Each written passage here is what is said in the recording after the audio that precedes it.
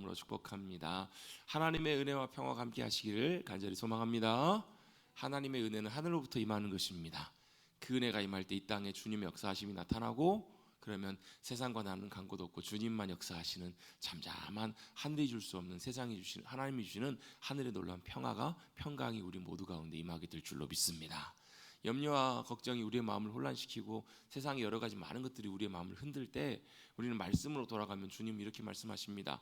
아무것도 염려하지 말고 다만 모든 일에 기도와 간구로 너희 구할 것을 하나님 앞에 감사함으로 아뢰라. 그리하면 모든 지각에 뛰어난 하나님의 평강이, 뭐가요? 하나님의 평강이 그리스도 예수 안에서, 예수님 안에 우리가 거할 때 예수 안에서 우리의 마음과 생각을 지키시리라 라고 말씀하십니다. 그럼 잠언 4장에서 뭐라고 말씀하세요? 무릇 지킬 만한 것보다 내 마음을 지키라. 생명의 근원이 이에서 남이라. 세상 사람들은 마음먹게 달렸다고 얘기를 하는데요, 우리도 비슷한 것처럼 보이지만 좀 달라요. 그 마음은 단순한 우리 생각 마음이 아니라 우리의 영혼과 마음과 중심과 그 내부가, 우리의 마음이 누구에게요? 하나님께로 향하여져 있고 우리의 마음이 굳건하게 흔들리지 않으면 세상에 어떤 것도 우리를 쓰러뜨릴 수 있는 것이 없습니다. 심지어 죽음도, 위협도, 어떤 것도 절대. 그래서 여러분, 많은 순교자들의 삶의 모습들을 보면 그들이 순교의 잔을 기꺼이 감사함으로 마셨던 많은 순교자들을 보게 돼요. 심지어 스데반은 돌에 맞아 죽으면서도 뭐라고요? 예수님과 똑같은 모습으로 주여 저들의 죄를 용서해 주십시오, 저들에게 돌리지 말아 주십시오. 그런 마음들, 그런 것들이 어디서 왔을까? 스데반이 그런 어려움을 당할 때 그는 하늘이 열리고 하늘의 영광의 보좌가 그의 눈에 비춰지는 것을 보게 됩니다. 그의 마음의 중심이 주님께로 고정이 되고 흔들리지 않았을 때 그는 기꺼이 순교의 잔을 마시고 영광의 자리까지 나아간 것들을 우리가 보게 됩니다. 우리도 다 같이 순교하지 않더라도 모든 상황들을 만날 때 끊임없이 세상에서 우리의 삶이 흔들리고 여러 가지 복잡하고 어려운 일들이 우리 가운데 찾아올 수밖에 없고, 특별히 우리가 믿음으로 주님이 기뻐하신 삶을 살려고 하면, 우리가 주님께 순종해서 주님이 원하시는 그 길들을 가려고 하면 그 길들이 어때요? 평탄하고 얼마나 순탄하고 길이 쫙 열려서 정말로 즐겁게 할렐루야 감사하며 갈 수 있는 길이면 얼마나 좋겠냐고요. 그런데 오히려 그 길은 어떤 길이에요? 좁은 문이고 좁은 길이에요. 자, 예수님이 무슨 길을 가라고 그러셨어요? 한번 해보십시다. 무슨 길이요? 다 가기 싫으셔서 그러시잖아요. 다 가기 싫으셔서 좁은 길, 좁은 문으로 들어가라고. 왜요? 넓은 문, 넓은 길은요, 가는 사람도 많고 가는 길이 참 좋아요. 그래서 다 가요. 근데 좁은 길, 좁은 문은요, 길이 협착하여 길이 좁아서 가기가 쉽지 않다고요. 가는 이도 적다고요. 그래서 가기가 참 쉬워요, 어려워요? 쉽진 않아요, 어려워요. 근데 그 길에 뭐가요? 생명이 있고 진리가 있고 그 길에 주님이 함께 하심이 있다고요. 그래서 여러분, 믿음의 길들은요, 때때로는 진짜 쉽지는 않아요. 그런데 그게 누구 때문에 가는 길이에요? 주님 때문에 가는 길이에요. 그래서 주님이 우리를 믿음의 삶으로 인도하실 때 어떻게 인도하시냐면요, 당근과 채찍으로 인도하세요. 뭘로 인도하신다고요? 같이 한번 해보십시다. 당근과 채찍. 난 당근 안 좋아하는데요. 당근은 말이 좋아하죠. 누가 좋아해요? 당근은 말 좋아하고 토끼 좋아하죠. 당근이라는 말이 뭘 의미하는지 아시죠, 여러분? 지칠 때 힘을 내서 갈 수 있도록 좋은 것, 좋아하는 것들로 채우시고, 채찍은 뭐예요? 때때로는 채근하고, 때때로는 몰아치고, 때때로는 몰아붙이는 이런 것들이잖아요. 하나님이 이렇게 두 개로 우리를 그렇게 이끌어 가신다고요.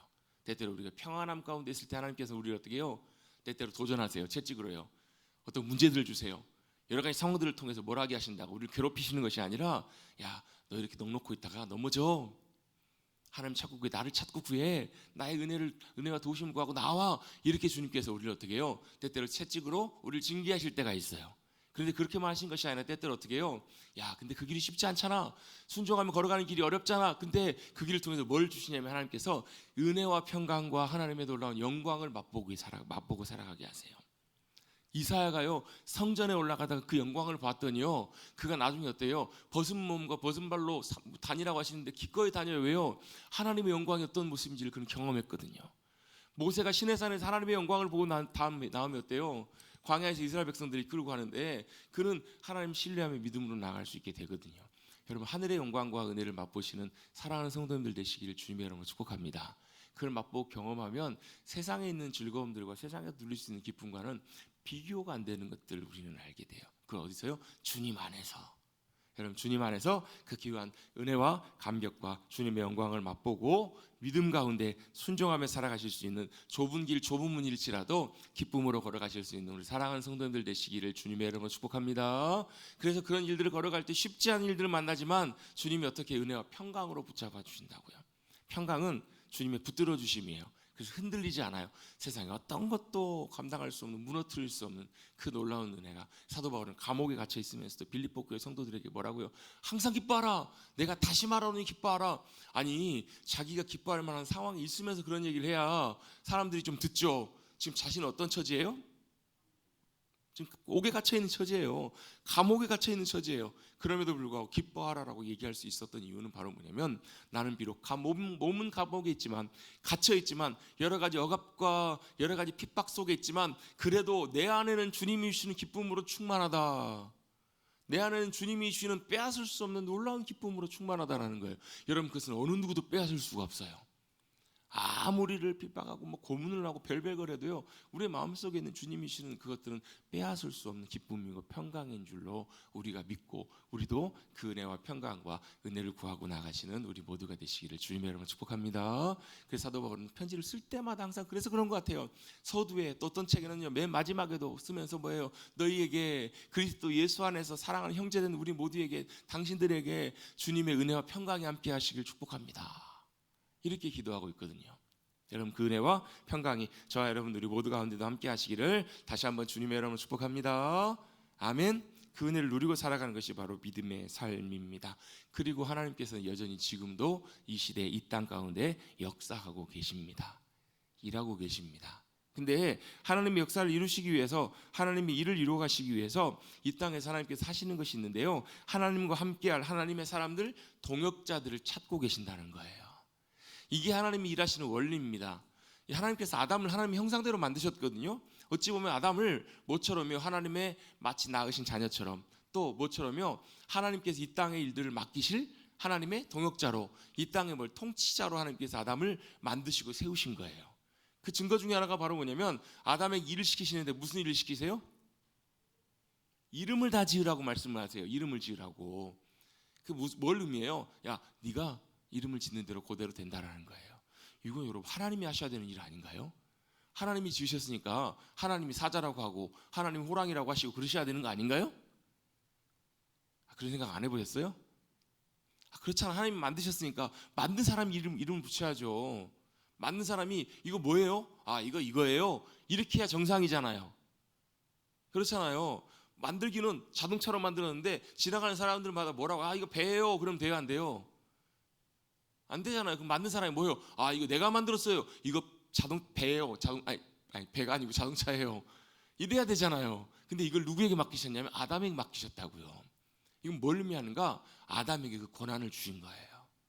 그래서 이걸 누가요? 사단이 속여가지고 죄를 범함으로 이거 다 빼앗겨가지고요, 예수님이 그 되찾으러 오신 거예요. 예수님이 시험 받으실 때 나에게 절하면 내가 모든 권세를 다 너에게 줄 거라고. 예수 너에게 다 줄 테니까 나에게 절만 하라고. 그럼 예수님이 어떻게 해요? 얼마나 쉬운 방법이세요. 십자가 안 지셔도 되잖아요. 십자가 지실 수 없고 그냥 지실 필요도 없고 그냥 손 안 대고 코 푸는 격이잖아요. 근데 예수님은 전혀 반응하지 않으세요. 야, 그게 왜 네 거야? 우리 아버지 거지라고 얘기하시지도 않으세요. 왜요? 아담이 범죄함으로 그 권한이 어때요? 사기꾼한테 사기당해가지고 빼앗긴 것처럼 그렇게 된 거예요. 그럼 어떻게 해야 돼요? 다시 찾아와야 돼요. 권리를 주장하고 때때로는 대가를 치르고 찾아와야 된다고요. 예수님이 그 대가를 치르시려고 십자가에 지시고 그 권한과 권세를 다시 되찾아오신 거예요. 그래서 마태복음 28장에 나오는 하늘과 땅에 있는 모든 권세를 예수님께서 다시 받으셨다라는, 내게 주셨으니라는 말씀의 의미가 보면 그 의미예요.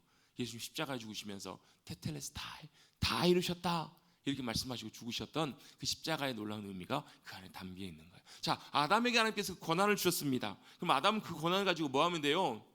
하나님이 원하시는 대로, 기뻐하시는 대로 하나님의 질서대로 그 일을 감당하면 됩니다. 그렇죠? 그래서 감당하면 돼요. 그 일을 하려고 아담을 만드셨다고요. 근데 아담이 범죄함으로 그것도 깨져버려요. 하나님과 아담과 관계가 깨져요. 그럼 하나님께서 어떻게 하시는가? 그 다음에 하나님께서 어떻게 해요? 사람을 찾아오세요. 누굴 찾아오세요? 노아를 찾아오세요. 누굴 찾아오세요? 아브라함을 찾아오세요. 누굴 찾아오세요? 야곱을 찾아오세요. 요셉을 찾아오세요. 하나님의 사람들을 찾아오세요. 뭐 하시려고요?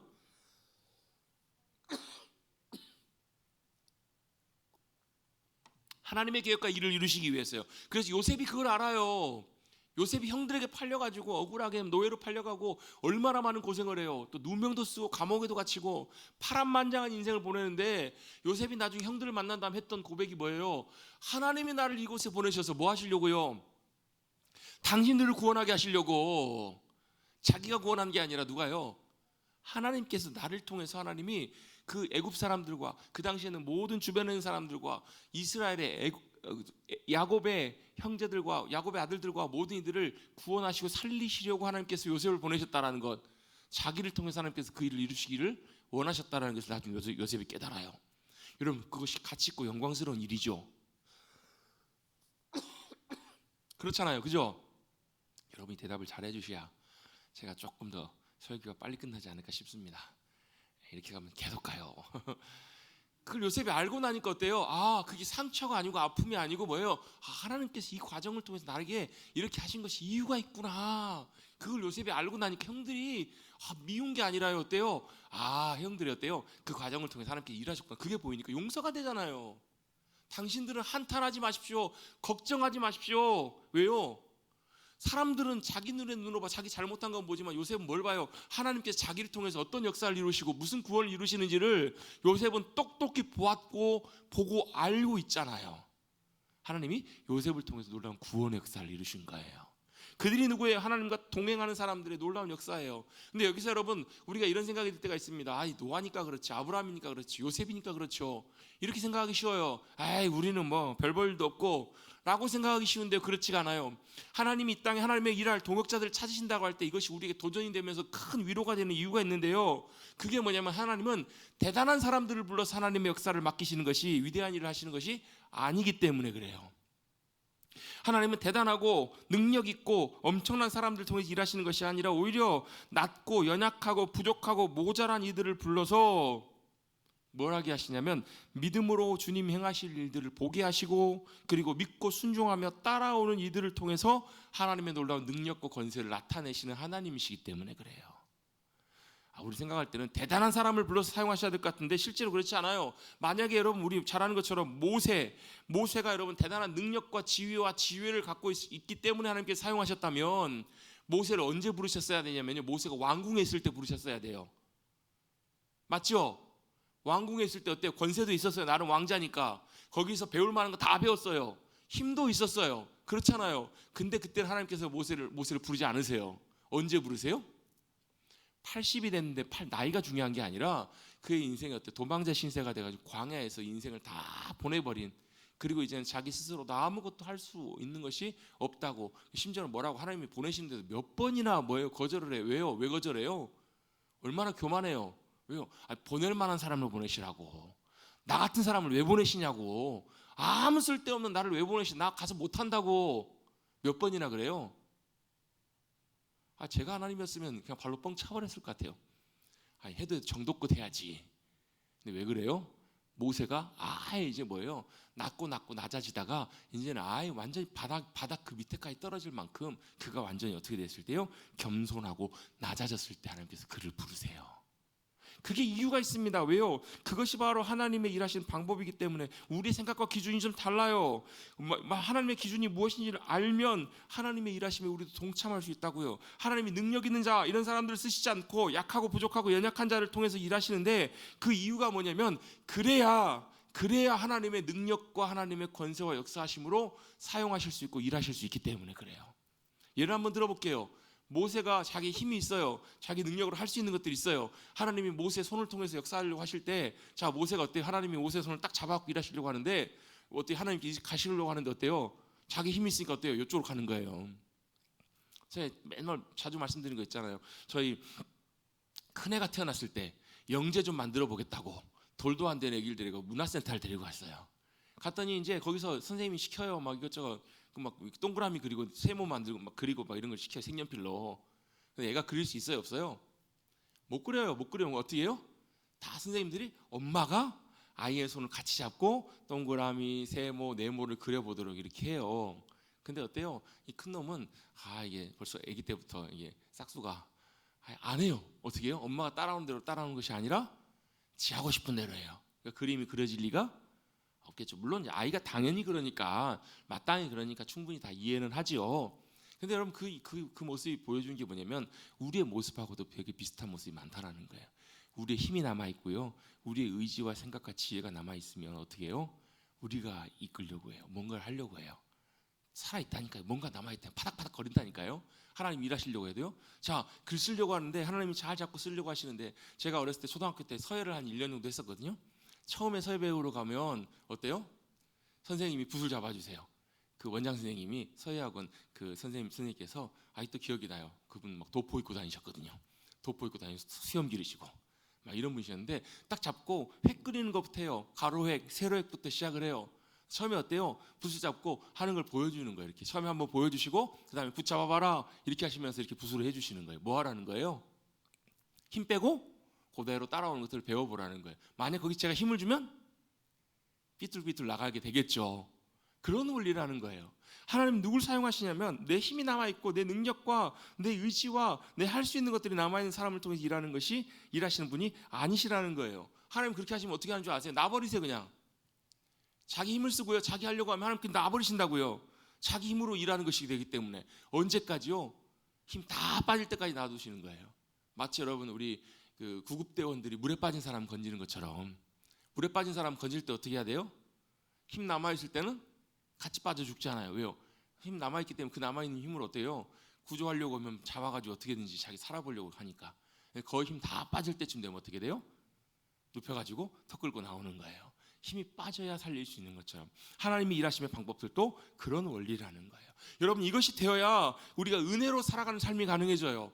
내 힘이 빠지고 내가 안 된다라는 것, 내 무능력함과 내 모자람과 내 의미 없음, 의의가 없음을 깨닫게 될 때 뭘 구하게 되냐면 하나님의 은혜를 의지하게 돼요. 그래야 하나님의 은혜로 살아가는 은혜의 삶이 가능해지고요. 십자가의 능력을 알고 살아가는 삶이 되기 때문에 하나님께서는 이런 사람들을 부르시고 사용하시는 거예요. 이게 여러분 대부분의 모든 삶의 믿음의 삶의 기초예요. 그런데 문제가 하나 있습니다. 뭐가 문제냐면 알아도 실제로 삶으로 그렇게 사는 경우가 많지가 않다라는 거예요. 그래서 하나님께서 어떻게 하시냐면요. 광야의 길로 우리를 훈련하세요. 우리를 몰아내주세요. 어떻게 해요? 해봐도 안 되는 걸로. 해봐도 안 된다는 걸 깨닫게 하시고 그래서 하나님께서 우리에게 때때로 어떻게 해요? 실패를 주시고 좌절을 주시고 어려움을 주시는 이유가 뭐라는 거예요? 야, 네 힘으로 살아봐도 되나? 네 능력으로 살아봐도 되나? 그 두 손 두 발리게 하세요. 그래서 어떻게 해요? 천부의 의지 없어서 손 들고 옵니다. 주님 제가 해보니까 안 돼요. 주님 도와주셔야 돼요. 우리 언제요? 진짜 어려운 일 만나면 할 수 있는 게 있어요? 없어요? 없어요. 근데 어설프게 그런 일들을 만나니까 우리가 얼만큼 하나님 도움을 구하고 얼만큼 그렇다고요. 여러분 진짜 인생의 절체절명의 문제 만나보십시오. 여러분 아마 기도하라고 하지 않아도 여러분 밤마다 나와가지고 기도하실 거요? 밤마다 엎드려서 여러분 통곡하며 여러분 마음 다 쏟아놓으실 거요? 그러실까요? 안 그러실까요? 그래서 하나님이요 그러기 전에 좋은 말로 할 때 빨리 와 손들어 이걸 하시는 거예요. 좋은 말로 할 때 힘 빼. 좋은 말로 할 때 손들고 항복해. 이거 하시는 거예요. 이게 되었던 모세를 하나님이 80세에 부르시잖아요. 80세에 모세를 부르셔서 처음에 하셨던 말씀이 뭐예요? 모세가 80이 돼서 그렇게까지 낮추시고 그렇게 깨트리시고 부수신 다음에 그를 사용하시는 거예요. 완전히 깨트리셔가지고 가루로 만들어서 여러분 레위기 2장에 보면 제사가 나오는데요. 1장부터 5장까지가 제사 5가지 제사가 나와요. 번제, 소제, 화목제, 속제제, 속건제 이 5가지 제사 중에서 두 번째 제사가 무슨 제사냐면요. 소제 제사예요. 소제가 무슨 제사냐면 곡식을 가루로 만들어가지고 고운 가루로 만들어가지고 여러분 지금이야 곡식이 여러분 믹서에 놓고 돌리면 진짜 가늘게 만들 수 있죠. 갈아지잖아요. 근데 옛날에는 어떻게 갈았을까요? 다 빻아서 갈았을 거예요. 빻아서 뭐 절구가 있었는지는 모르겠어요. 뭐 맷돌이 있었는지 모르겠어요. 어쨌든 정말로 가늘게 고운 가루를 만들기 위해서는요. 이걸 아마 열심히 빻았을 거예요. 뭘 빻아요 지금? 곡식을 빻고 있는 거예요. 곡식을 빻아서 하나님 앞에 제사를 드리면서 뭐 하는 거예요? 자기 자신을 빻는 거예요. 내 인격을 빻고 내 자존심을 깨트리고 내 좋은 존재를 이렇게 꽝꽝꽝꽝 깨트려가지고 어떻게 해요? 완전히 뭘 만들어가지고요? 가루를 만들어서 하나님 앞에 드리는 거예요. 어떻게 해요? 하나님 나를 빚으시옵소서. 내 뜻대로 마시고 하나님의 뜻대로 빚어주옵소서. 이렇게 완전한 드림, 이게 바로 소지의 중요한 의미거든요. 하나님께서 이렇게 모세를 빚으신 거예요. 여러분 혹시라도 여러분의 삶에 어려움이 있으신 분들 여러분 낙심하지 마십시오. 아, 하나님 나를 사랑하셔서 나를 지금 빚어가고 계시는 중이시구나. 여러 가지 많은 막 마음에 힘들고 어려움들이 있으신 분들이 있으시냐면요, 아, 하나님이 나를 어떻게 해요? 광야에서 나를 지금 빻고 계시는구나, 나를 벗겨내시는구나, 나를 깨트리시는구나. 다 표정들이 보니까 다 안 좋으세요. 좋아하는 사람 한 사람도 없어요. 근데요, 그렇게 빠지고 빚어져야 주님이 비로소 우리를 그제서야 들고 사용하시거든요. 모세를 80세에 부르세요. 그렇게 빚으신 다음에, 빠으신 다음에 부르셔서 첫 번째 하셨던 말씀이 뭐냐면, 내 신발을 벗으라는 거예요. 내 신을 벗으라. 이제는 네 마음대로 가는 것이 아니라 내가 함께 가는 곳에 가고 내가 가라고 하는 곳에 가. 이제 네 마음대로 가는 것이 아니야. 이게 신을 벗으라는 말씀의 중요한 의미잖아요. 아, 그럼 내 자유가 없네요. 내 마음대로도 못 사네요. 아유, 얼마나 그게 안타까운 일이에요. 아, 그거는 헌신된 뭐 선교사님들이나 뭐 목회자나 이런 사람들이 하는 거 아니에요? 라고 생각하기 쉬운데 그렇지가 않아요. 자유가 없는 것처럼 보이지만 여러분, 우리가 하나님과 동행할 때요, 하나님 앞에 온전하게 붙들려 나갈 때 뭘 보냐면, 하나님께서 우리의 삶을 통해서 이루시는 놀라운 일들을 봐요. 그걸 뭐라고 하냐면요, 같이 한번 따라서 해보겠습니다. 하나님의 영광, 하나님의 영광을 본다고요. 영광이 뭐예요, 여러분? 영광하면 우리는 막 그런 걸 봐요. 막 찬양대가 막 500명, 1000명 해갖고, 여러분 혹시 막 1000명 찬양 들어보셨어요? 아, 저는 200명, 300명인데요. 200명, 300명이 다 음악 전공하는 사람들이 와가지고 찬양하는데요, 소름이 돋아요. 우린 그걸 영광이라고 생각해요. 막 엄청난 막 오케스트라와 이렇게 하면 영광을 생각하는데요, 그건 영광 아니에요, 여러분. 하나님의 영광은 뭐가 영광이냐면요, 하나님의 하나님 되심이 나타나는 것이 하나님의 영광이에요. 무슨 말이냐면, 하나님께서 이 땅에 우리의 삶에, 우리의 현실 속에, 우리의 자리 가운데, 이 자리에 하나님이 어떤 분이신지를 나타내셔서 하나님의 일을 이루시는 거라고요. 예를 들면, 저 사람은 죽어도 절대로 예수 믿을 사람이 아니야. 근데 누가요? 하나님께서 놀랍게 역사하셔서 그 사람을 굴복시키시고 바꾸시고 변화시키셔서 그 사람이 완전한 하나님의 자녀로 변화되는 거, 그거 누가 하신 거예요? 하나님이 하신 거거든요. 우리가 그걸 볼 때 어때요? 감격스러워요. 왠 줄 아세요? 그게 하나님의 영광이기 때문에 그래요. 하나님께서 이루신 놀라운 일들을 이루고 가시는 거예요. 어디에? 우리의 삶에요. 여러분, 우리의 믿음의 눈을 크게 열고 바라보면요, 사모함으로 바라보면 하나님께서 우리의 삶을 통해서 그 일들을 이루어 가시려고 기다리고 계세요. 준비하고 계세요. 예비하고 계신다고. 왜? 그게 하나님의 약속이고 말씀이기 때문에 그래요. 하나님께서 놀랍게 구원하시고 하나님이 놀랍게 승리케 하시는 하나님의 놀라운 역사하심들을 저와 여러분이 보게 될 줄로 믿습니다. 그게 뭐예요? 그게 하나님의 영광이라고요. 그게 어디예요? 우리가 주님 앞에 붙들려서 주님 앞에 순종하며 나아갈 때, 주님 손에 붙들려서 모세가 그걸 보잖아요. 모세가 그 행하심을 놀랍게 보잖아요. 바다를 가르시고 놀라운 구원의 역사를 이루시는 것을 그가 보게 되잖아요. 믿음으로 순종하며 동행하며 동역하는 이들에게 하나님께서 그것을 보여주시는 거예요. 그건 여러분, 세상에서 절대로 경험할 수 없는, 맛볼 수 없는 놀라운 감격과 기쁨이에요. 그거 보면 여러분께 주님 더 잘 따라가게 돼. 이게 영적인 선순환이에요. 자, 예수님의 제자 3명이 어디로 올라가요? 예수님과 함께 변화산에 올라가요. 변화되신 예수님의 모습을 봐요. 옛날에 천상에서의 모습을 봐요. 어떤 옷으로도 희귀할 수 없을 만큼 흰 영광스러운 모습을 봤더니 베드로가 뭐라고 얘기를 하죠?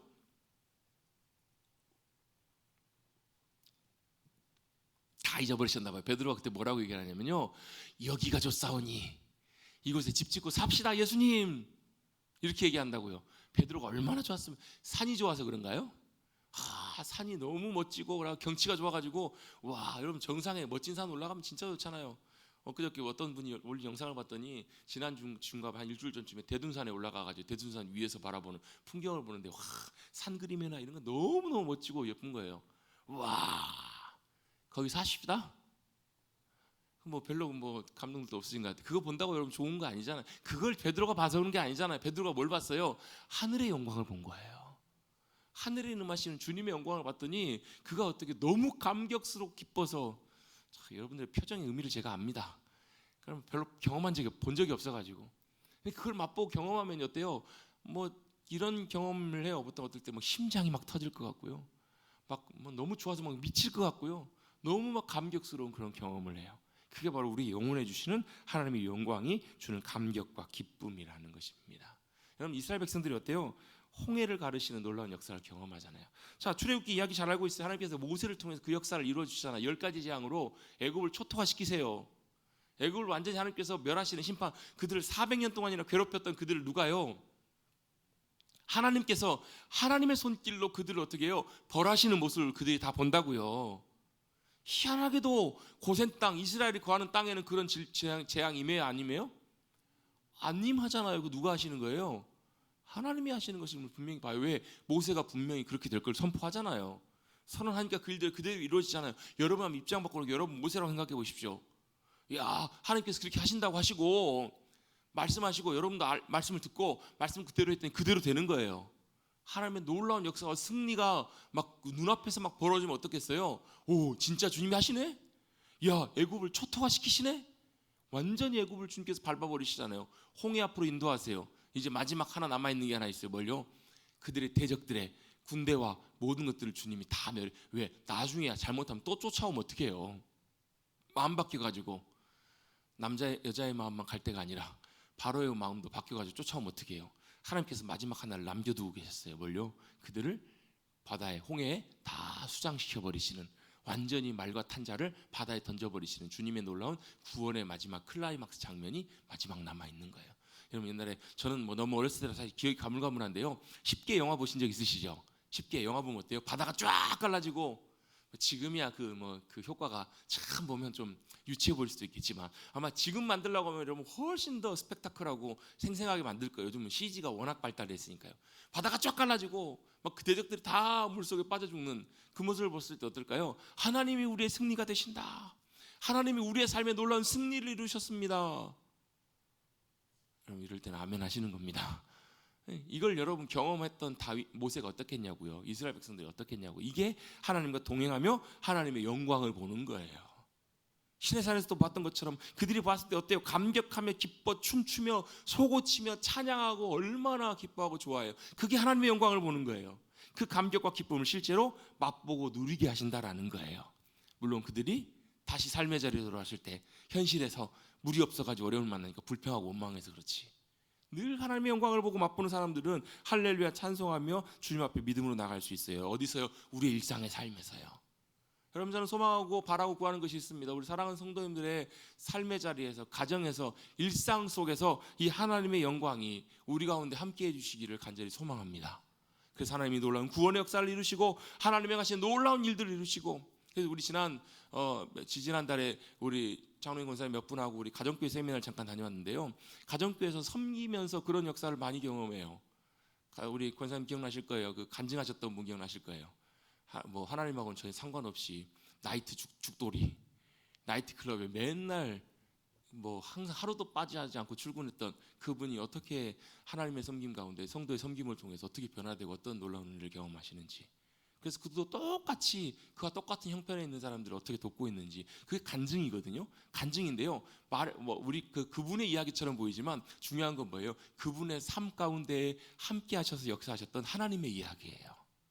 하나님의 영광이고 하나님의 스토리들이거든요. 그것이 여러분 우리의 삶 속에 하나님의 영광이 임할 때 나타나는 놀라운 감격과 이야기들이에요. 남의 이야기라고 뭐 그분들의 이야기지라고 생각하지 마시고, 하나님은 저와 여러분의 삶을 통해서도 그러한 일들을 나타내시기 원하시는 거예요. 잘 준비되고 하나님 앞에 우리의 삶이 드려질 때 하늘의 영광을 맛보며 살 수 있게 된다라는 거예요. 이게 진짜 믿음의 삶의 묘미가 아니겠냐는 거예요. 그래서 찬송가도 이렇게 찬송하잖아요. 하늘의 영광, 하늘의 영광. 어디예요? 나의 마음속에 차고 넘치면 어떻게 돼요? 할렐루야를 힘차게 불러 날마다 주님과 함께 빛 가운데 걸어가는 삶, 그 가운데 삶을 살아가면요, 우리가 그렇게 할렐루야로 우리 마음속에 하나님의 영광이 넘쳐 살아가게 되면 우리를 통해서 우리의 가정에 그 영광이 넘쳐나요. 우리 삶의 자리에 넘쳐나고 우리를 통해서 만나는 사람들이 그런 일들이 넘쳐나고, 그래서 아마 그런 일들이 있으면 아마 많은 사람들이 여러분에게 와서 이렇게 얘기할 거예요. 나를 위해서 좀 기도해 주세요. 내가 이런 상황 속에 있는데 어떻게 해야 될지 모르겠어요. 여러분에게 많이 나와서 도움을 구하는 그런 사람들이 있을 거예요. 그때 어떻게 해요? 주님을 전하고 주님 앞에 믿음으로 구하고 하나님의 은혜가 함께해 주시도록 구할 때 동일하게 우리를 통해서 그 역사하심과 능력들이 나타나게 될 줄로 믿습니다. 그것이 바로 참된 믿음의 삶이고 우리가 믿음으로 누려가야 될 귀한 일들이에요. 여러분, 우리가 살아가는 이 험한 세상 속에서, 어둠이 덮고 있는 이 시대 속에서 우리가 하나님께서 어떻게 우리를 통해서 역사하시고 행하시는지를 우리는 보면서 경험할 수 있습니다. 그리고 또 그렇게 경험하고 살아가야 합니다. 그게 무슨 상관인가? 어떤 분들 그런 분이 계세요. 아유, 그건 남의 일이지, 내 코가 석잔데. 그렇지 않아요. 하나님 역사하시면요, 우리 앞에서 막 크게 홍해가 갈라지고 이런 초자연적인 역사뿐만 아니라, 여러분 그거 아세요? 홍해는 지금까지 역사상 한 번만 갈라진 거? 여리고성은 딱 한 번 무너졌어요. 그 이후로 다시 무너진 적 없어요. 우리의 삶에 다른 방법으로 역사하신 하나님의 놀라운 역사하심들이 나타나는 거예요. 사소하고 작은 일일지라도. 그래서 여러분, 제가 설교할 때 홍해가 갈라지고 골리앗이 쓰러지고 여리고 성이 무너지고 그러면 우리의 성에 여리고 성 막 찾고 막 이러시는데요. 아니요, 아주 사소하고 작은 일을 통해서 주님께서 우리에게 그 일들을 이루어 가셔도 그것도 하나님의 놀라운 영광이고 귀한 일들이에요. 그런 일들, 그런 것들을 경험하고 믿음으로 주님 앞에 따라가다 보면 주님의 손길이 우리의 삶 가운데 함께 하심을 우리가 경험하게 될 줄로 믿습니다. 지금 누가요? 모세의 삶에 누가요? 하나님의 손길이 지금 함께 하고 계시는 거예요. 놀랍게 주님께서 함께 하십니다. 모세를 준비시키세요. 아멘. 모세를 잘 준비시켜서 뭐 하시려고 하시는 거예요? 본격적으로 이제 하나님의 놀라운 구원의 역사를 일으키시려고 시작하십니다. 그래서 모세를 애굽으로 보내서 우여곡절 끝에 애굽으로 드디어 이제 입성하게 됐습니다. 애굽에 딱 들어갔어요. 그럼 애굽에 들어가서 하나님의 말씀을 바로에게 전하면 어떤 일이 벌어져야 돼요? 하나님의 놀라운 일이 일어나야 되죠. 그래요, 안 그래요? 그래야 될 것 같은데 실제 현실과 반응은 어때요? 1절에 5장 1절에 모세가 가서 바로에게 하나님의 말씀을 그대로 전합니다. 내 백성을 보내라고 하십니다. 이렇게 전했더니 바로가 뭐라고 얘기해요? 2절에 보시면 한번 읽어보십시다. 2절은 시작. 바로가 이르되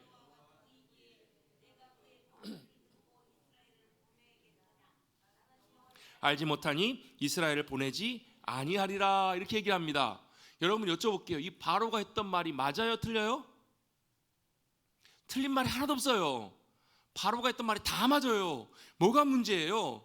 자신은 여호와 하나님을 만났지만 바로는 여호와가 누군지를 모른다는 거예요. 내가 여호와가 누군지도 모르는데 내가 왜 말을 들어야 돼? 이 말이 맞아요, 틀려요? 맞다고요. 이 바로의 말이 틀린 말이 하나도 없어요. 하나도 틀린 말이 하나도 없습니다. 너 여호와가 누구냐? 쉽게 말하면 난 누군지 모른다. 내가 누군지 모르는데 내가 왜 이 말을 들어야 되냐? 왜 내가 너를 보내야 되느냐? 어찌 보면 맞는 말이 하나님 모르니까요. 모세가 다시 한번 바로에게 간곡하게 부탁을 합니다. 어투가 좀 바뀌어요. 3절에 보시면요.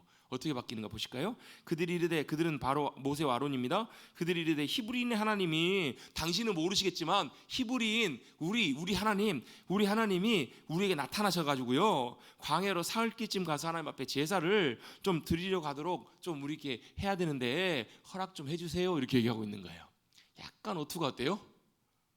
바로가 그렇게 얘기를 하니까 모세도 사실은 할 말이 별로 없어요. 뭐 모른다는데 어떻게 해요? 여호와 하나님 누군지 잘 모른다는데 좀 허락해 주세요. 아니면 여호와께서 우리를 전염병이나 칼로 우리를 치실까 두려워합니다. 그랬더니 바로가 뭐라 그래요? 그건 니네 형편이고 난 누군지 모르겠고 뭔 소리냐고. 지금 이게 뭐라는 얘기예요? 다 이렇게 일하는데 빠져가지고 니네가 일하기 쉬우니까 헛생각하고 딴 생각해가지고 이게 궁리하고 있구나, 똥땡이 치고 도망갈 궁리하고 있구나. 바로가 이렇게 반응을 하는 거예요. 바로가 이렇게 얘기를 하면서 어떻게 반응하나요? 나 히브리인 누구지 모른다. 아쉬운 소리 이렇게 하니까요, 어때요? 전혀 오히려 강하게 나갑니다. 너희가 나를 쉬려 하는구나, 농땡이 피려고 하는구나 하면서 어떻게 하죠? 우리 잘 알고 있는 것처럼 더 강력한 노역으로 더 강한 무게를, 더 힘겨운 무게를 그들에게 지워줍니다. 집도 주지 않고 벽돌을 만들려고 하면 지금도 이제 사실 튼튼하게 만들려면 옛날 우리 흙벽도 그렇게 지었잖아요. 그 안에다 짚을 이렇게 섞어가지고 진흙 반죽해가지고 딱 붙여가지고, 그게 왜 흙만 붙이면 떨어져 나가니까요. 우리 건물 지을 때 철근 넣는 것처럼 짚을 넣어야 벽돌이 잘 만들어지잖아요. 그 짚을 넣어서 아마 벽돌을 만들게 했던 것 같아요. 근데 이제 뭘 안 주겠다는 거예요? 짚을 안 주겠다고요. 니네가 알아서 집 구해다가 하라는 거예요. 집이 어디 있어요? 추수하고 집 다 애국 사람 다 가져갔을 텐데 뭐만 남아 있어요? 볕동가리 밑에 요것만 남았겠죠. 요것만 겨우 구해가지고 하다 보니까 당연히 진도가 안 나가게 되죠. 훨씬 수량에 못 미치게 되는 거예요. 그들로 거짓말을 듣지 말게 하라. 헛소리 듣지 말고 일을 더 강하게 시켜서 헛생각하지 못하게 하라는 거예요. 일이 힘들면 다른 것들 생각하지 못하니까 바로가 이렇게 강하게 그들을 몰아쳤던 것 같아요. 그렇게 얘기를 하니까 이스라엘의 기록자들, 이스라엘 좀 책임졌던 그런 사람들이 와가지고 관리들에게 얘기를 하는 거예요.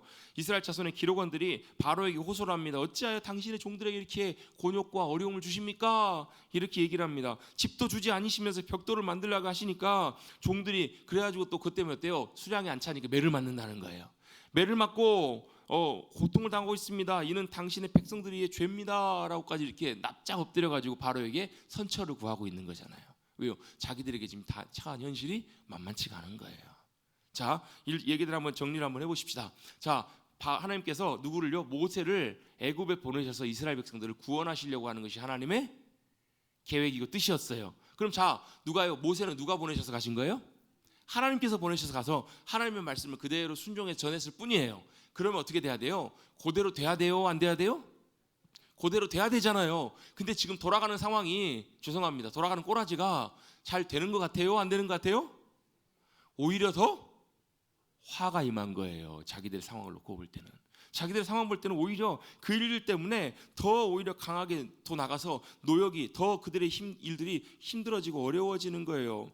우리를 때립니다. 우리를 죄 때문입니다. 그랬더니 바로가 하는 얘기가 뭐예요? 17절에 보시면 바로가 이르되 너희가 게으르다 게으르다 그러므로 너희가 이르기를 우리가 가서 여호와께 제사를 드리자 하는도다 이렇게 얘기한다라는 거예요. 이게 무슨 얘기예요? 너희가 게으르고 놈땡이를 피니까 여유가 있으니까 가서 예배나 드린다고 이 소리는 하지 이렇게 얘기하는 거예요. 바로 입장에서는 여호와 하나님께 예배를 드리는 것이 의미가 없어요. 세상은 그렇다고요. 세상은 하나님 앞에 가서 예배 드린다는 아무 의미가 없어요. 지금은 좀 낫지만 옛날에는 지금은 이제 막 그런 권리들이 다 이제 보장이 되지만 옛날에는 군대 갔을 때 주일날 예배 드리고 온다 그러면 어디 이등병 빠져가지고 가서 일이나 하고 이렇게 하지 어디 가서 농땡이 치러 초코파이 먹으러 가려고 한다고 가서 교회 가가지고 놀고 오려고 한다고 얼마나 많이 고참들이 군대 표현으로 갈궜는지 몰라요. 얼마나 많이 괴롭혔는지 몰라요. 왜요? 그들은 하나님을 알지 못해요. 그들은 하나님을 모르기 때문에 오히려 더 그들을 핍박하고 그들에게 큰 짐과 어려움을 줬다라는 거예요. 이제서야 그들이 이스라엘 백성들이 뭘 보냐면요, 깨닫게 됩니다. 18절 19절에 보시면 쭉 뒤에 보시면 비로소 그들이 듣고 화가 자기들의 몸에 미친 줄 알았다라는 거예요. 이 말이 장난이 아니구나. 이 바로왕이 했던 이 처분이, 바로왕이 내렸던 지시가 그냥 우리 겁주려고 하는 것이 아니구나. 실제로 우리에게 이런 일들이 어려움이 닥쳤구나라는 것을 실제로 알게 됩니다. 그리고 바로왕 앞에서 나와서 이 바로가 설득해서 될 일이 아니라는 것을 그들이 깨닫고 나오다가 누굴 만나요? 20절에 보시면 모세와 아론이 길에 서 있는 걸 봐요. 와, 지금 그들이 큰 걱정을 갖고 지금 낙심해가지고 나오고 있는데 그때 마침 또 누가요? 모세와 아론이 그 앞에 서 있네요. 보니까 어때요? 가만히나 있었으면 우리가 이렇게 더 고생이나 안 하지. 누구 때문에요?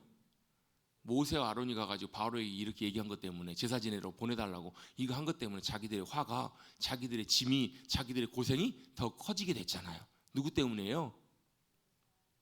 모세 때문이라고 그들은 생각하게 되겠죠. 당연히 그렇게 되겠죠. 그래서 그들에게 뭐라고 얘기를 하냐면 21절입니다 21절에 뭐라고 얘기하죠? 그들이 이르되 너희가 우리를 바로의 눈과 그의 신하들의 눈에 미운 것이 되겠다라는 거예요. 당신들 때문에 우리가 미운 털 받겠다는 거예요. 미운 털에 바뀌어가지고 그들의 손에 칼을 주어서 우리를 죽이게 하는구나. 자기들이 어떤 죽었다는 거예요. 이제요. 바로와 신하들이 우리를 죽이려고 한다고. 여호와께서 너희를 살피시고 판단하시기를 원하노라. 이게 무슨 말이에요? 너희들 때문에 우리가 고생하게 됐으니까 하나님이 저들을 뭐 해달라는 거예요? 심판해달라는 거예요. 그 말을 듣는 모세 입장 어떨까요? 얼마나 사실 어이가 없고 얼마나 답답하겠냐고요. 자기가 원해서 간 거예요? 모세가 원해서 간 것도 아니에요. 하나님 가라고 하셔서 간 거예요. 하나님 하라고 하신 대로 그대로 했어요. 자, 우리가 하나님 하라고 하신 대로 믿음으로 순종했어요.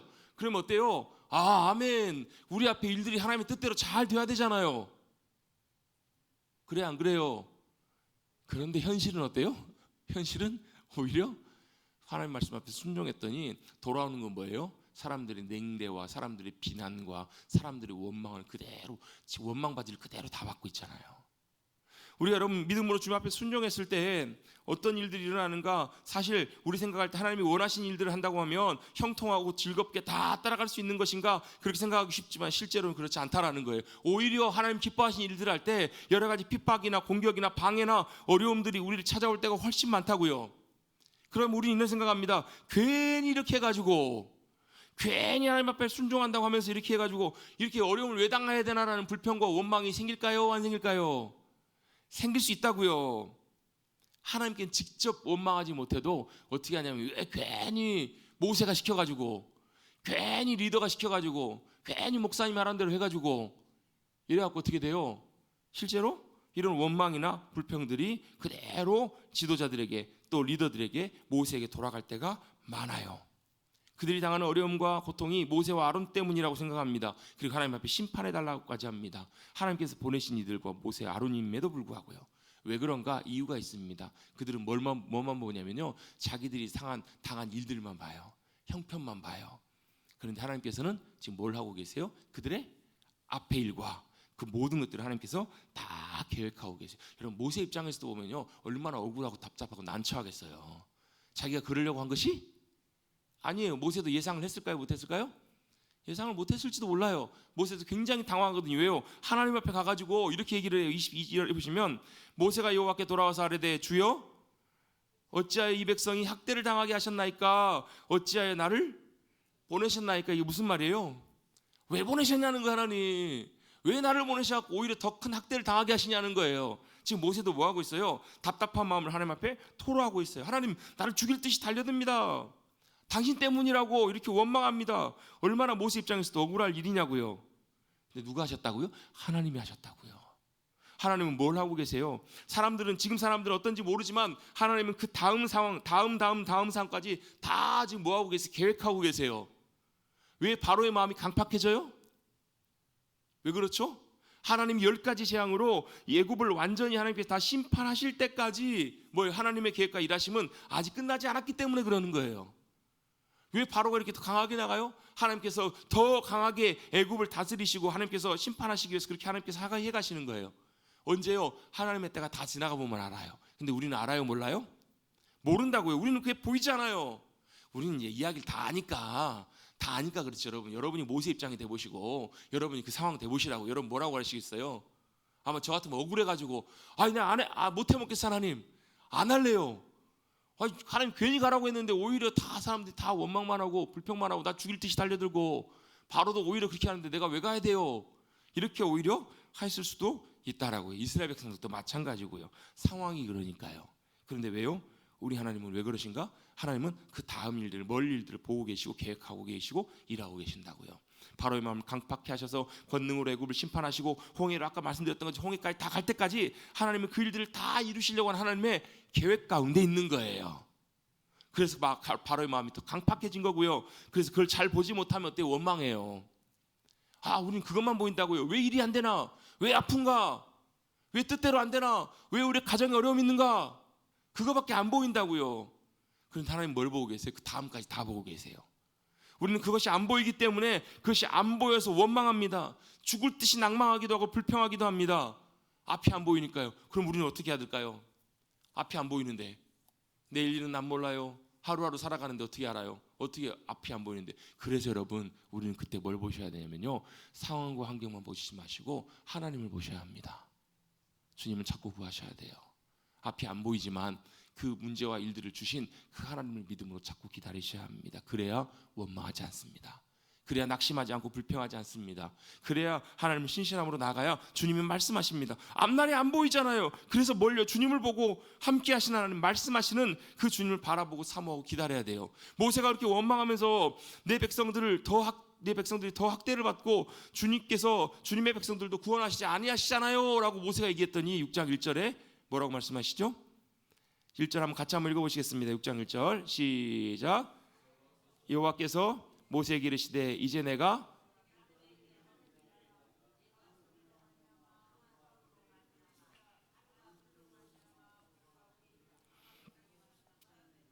아멘. 자, 모세와 아론이 이제 애굽에서 처음 만났습니다. 애굽의 첫 만남은 어땠어요? 하나님이 보내셔서 가라고 하셔서 만났는데 그 첫 만남은 백성들에게 소망과 기대와 기쁨을 주는 것 대신에 오히려커녕 더 나쁜 상황이 되게 됐잖아요. 상황들이 더 나빠졌습니다. 그리고 아론과 서 있는 것을 보면 너희 때문이라고 몰아세웁니다. 그러나 하나님은 하나님의 계획을 갖고 계십니다. 하나님께서 역사하실 것을 보십니다. 자, 하나님께서 모세를 책망하지 않으세요.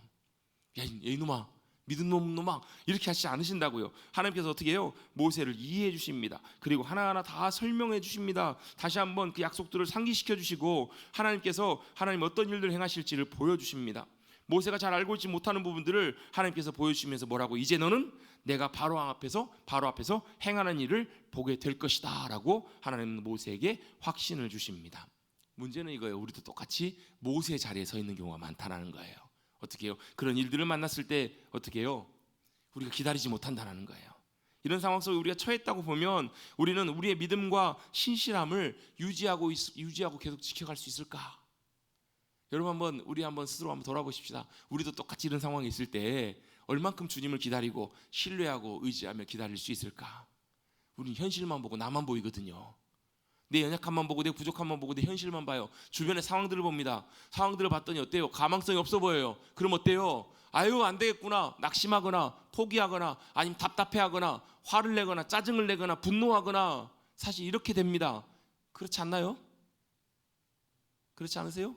여러분 매일매일 여러분 그런 일들이 일어나는 분들도 있어요. 매일매일 감당하기 어려운 그런 일들을 만날 때마다 내가 이게 뭔가, 내가 왜 이 고생을 해야 되는가, 그런 생각이 들 수도 있어요. 우리의 삶이기 때문에 안 되는 것 같고 뭘 이렇게 내가 고생해야 되나 그런 생각이 들 때가 있다고요. 우리의 믿음이 신실함으로 얼마만큼 지속될 수 있는가. 우리는 여러분 이것과도 비교할 수 없는 훨씬 더 덜한 상황, 약한 상황에서도 얼마나 여러분 하나님을 향해서 믿음으로 신실하게 주님을 바라보고 있는가. 여러분 우리 자신들 한번 돌아보십시다. 거기에 우리는 많이 실패하고 불평하고 낙담하고 굴복해버리진 않는가. 여러분 그래서 선질로 생각한 자 넘어질까 조심하라라는 말씀이 사실은 여기서 필요한 거예요. 겸손하게 늘 주님 앞에 엎드리고 주님 앞에 나아갈 때 주님은 우리에게 뭐 하신다고요? 우리를 꾸짖으신 것이 아니라 말씀하세요. 말씀해 주시고 하나님의 일들과 계획들을 보여주십니다. 하나님께서는 우리가 하나님의 위대하심을 믿고 알기 전에 우리 자신의 끝까지 인도하셔야만 합니다. 그 무슨 말이냐면 하나님께서 우리를 어떻게 끝자리까지 몰아가신다라는 거예요. 우리를 그 자리에 섰을 때도 하나님을 신실하게 인도해 가시는 하나님이심을 믿고 의지하고 바라보는 그 자리로 우리를 이끌고 계신다라는 거예요. 여러분 출애굽의 놀라운 역사는 모세와 아론이 유능한 지도자에서 하나님께서 역사하신 것이 아니었어요. 하나님의 놀라운 구원 역사하신 분들은 전적인 하나님의 주권적인 전능하신 손길을 통해서만 가능한 일이었어요. 그래서 모세에게 하나님께서 다시 한번 말씀해 주신 거예요. 하나님께서 모세에게 하나님의 구원을 보여주시면서 놀라운 하나님의 구원의 일들을 이루어 주실 것을 끊임없이 하나님께서는 모세에게 말씀하세요. 그리고 모세는 어떻게 해요? 낙심할 때마다 넘어질 때마다 그 하나님의 말씀 앞에 다시 한번 자신을 세우고 믿음으로 주님 앞에 순종해서 나아감으로 주님의 놀라운 구원의 역사를 보게 되는 것을 보게 됩니다. 할렐루야. 하나님께서 우리를 통해서 동일하게 우리가 믿음으로 신실하게 주님 앞에 서서, 여러분 믿는 사람들이 믿음으로 순종했을 때 일들이 여러분 다 잘 된다고요? 아니요. 오히려 어떨 때는 일이 더 나쁜 상황으로 갈 때도 있어요, 없어요? 있어요, 없어요? 있기 싫으니까 다 대답 안 하시는 거죠. 있기를 원치 않으시니까. 있다고요. 주님 기뻐하신 일들을 할 때 오히려 여러분 사람들이 동조 안 하고 사람들이 동의 안 해주고 오히려 아무도 안 따르고 오히려 더 어려운 상황들도 갈 때가 있어요. 그러나 믿음으로 신실하게 주님의 말씀하심 앞에, 주님의 인도하심 앞에 우리가 믿음으로 나아가 순종하며 나아갈 때 주님께서 고난을 통해서 놀라운 하나님의 영광 역사들을 더 귀하게 크게 나타내 주실 줄로 믿습니다. 여러분 우리 태산을 넘어가십시다. 험곡을 건너가십시다. 어떻게 주님 인도하시면 빛 가운데 주님 손 붙잡고 건너가셔서 우리 삶에 주어진 모든 상황 속에서도 믿음으로 신실함으로 지키시고 넘어가실 수 있는 승리하시는 우리 사랑하는 귀한 믿음의 성도님들 우리 모두가 되시기를 주님의 이름으로 축원합니다. 오늘 제목이 뭐예요? 순종 후에 더 악화되는 상황이에요. 악화됐지만 하나님께서 여전히 역사하고 일하고 계심을 우리가 기억하시고 믿음으로 승리하시는 우리가 되시길 간절히 바랍니다. 우리 마지막